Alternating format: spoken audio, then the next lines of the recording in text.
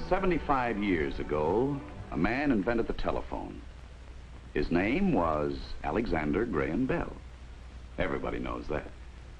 But who knows precisely what Mr. Bell had in mind for his ingenious new device? Who knows?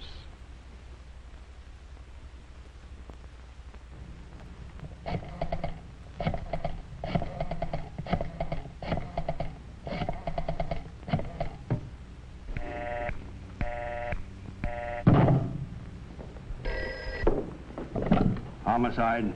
Donegan speaking. Yeah? Be right over.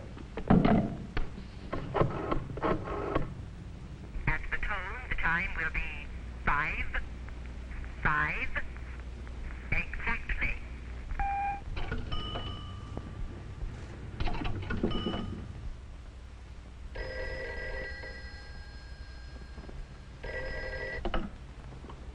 Hello, Mom. Danny, you're home. Do you think this is her first husband? Oh, Lucia! Tell me more. Well, I'm not one to talk, but... The number you have dialed has been disconnected. This is a recording.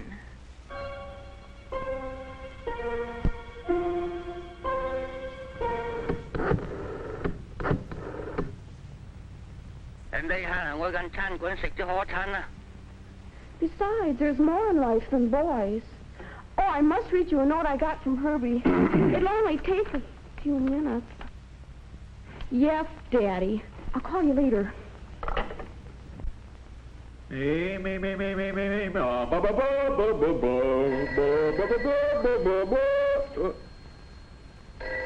Of all the cockeyed times for the phone to ring. All right, I'll be there. I'm coming.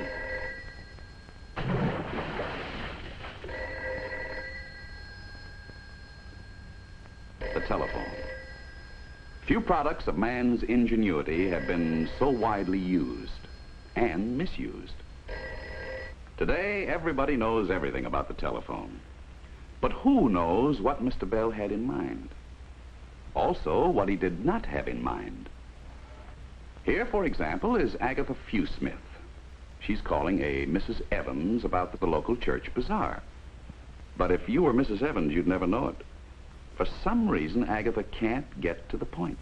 The weather leads to summer colds, and summer colds to that nice new doctor in the church membership. And Mrs. Evans is just confused. What's this all about, anyway? And when is it going to end?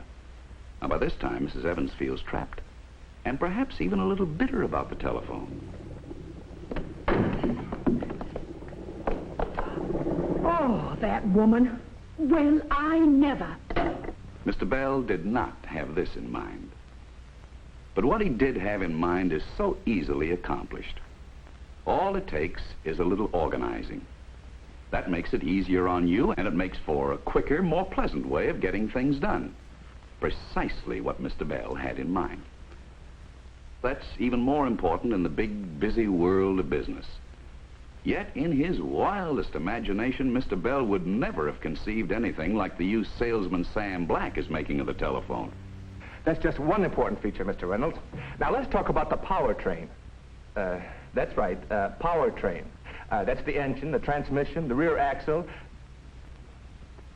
Well, sure, every car's got them. But the important thing is this. Yeah.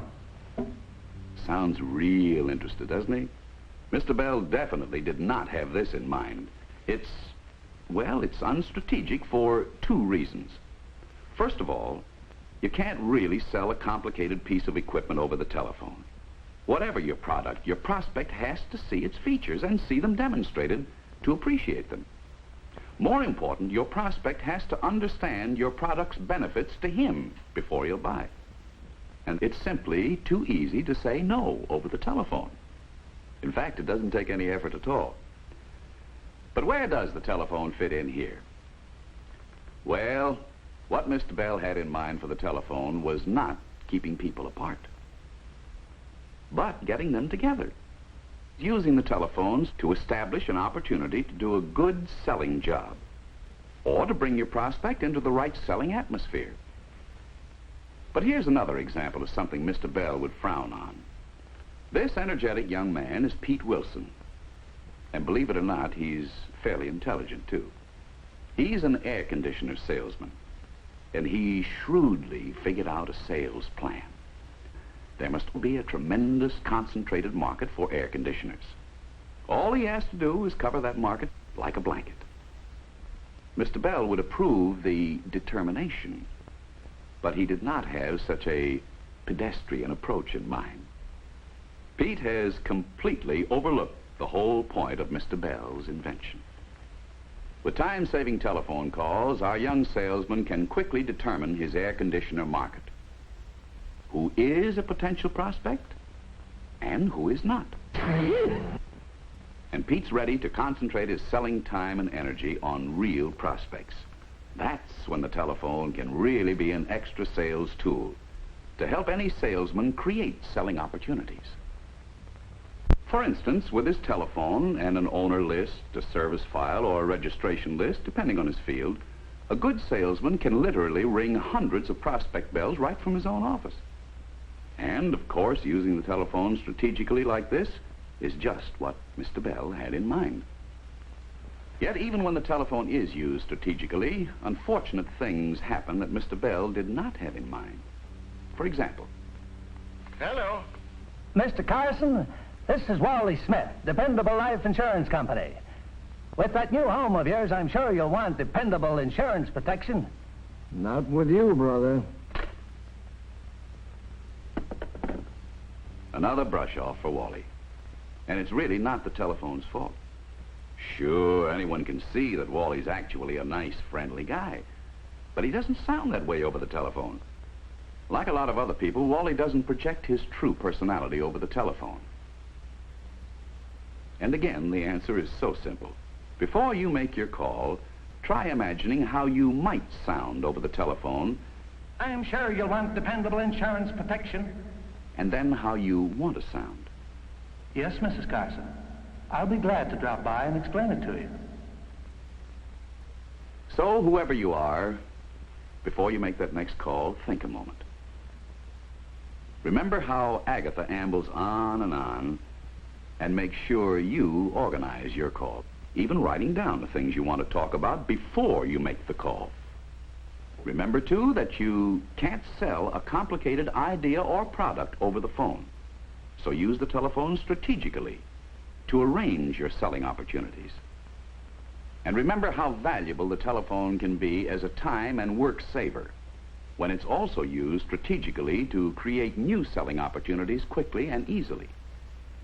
And most important of all, remember how easy it is to give the wrong impression over the telephone.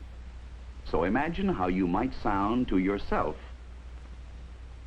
The chances are your true personality will go out over the telephone just as Mr. Bell had in mind. For he was not only an inventive man, but a man of great vision. And even though his first telephone message was sent quite by accident...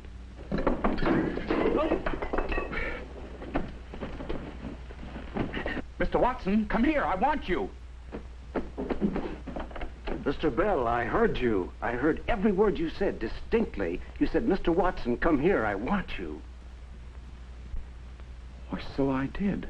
Oh, it's a wonderful day for you, Mr. Bell. Everything you've worked for, every dream has come true. It works, Mr. Bell, it works.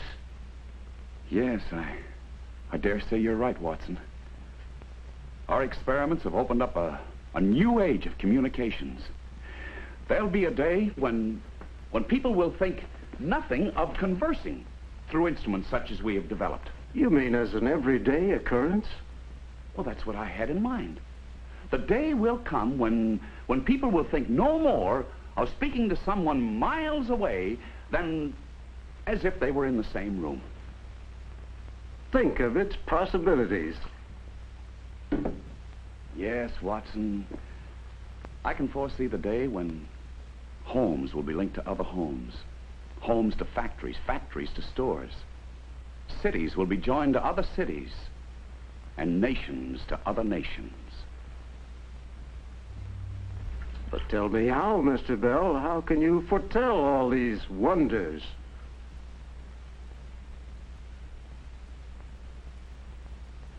Well, now, really, who would know better than I?